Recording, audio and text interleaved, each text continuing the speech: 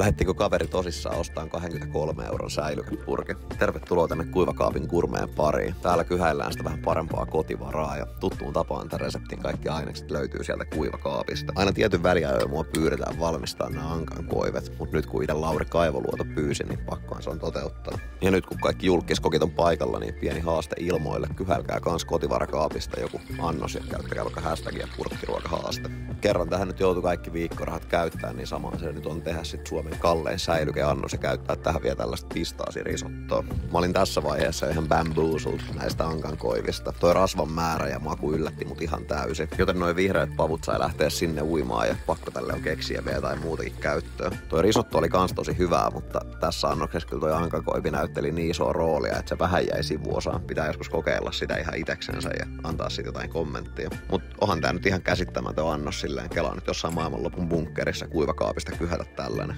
älytöntä. Sit vaan pistä tän kanavan seurantaa. Kiitti.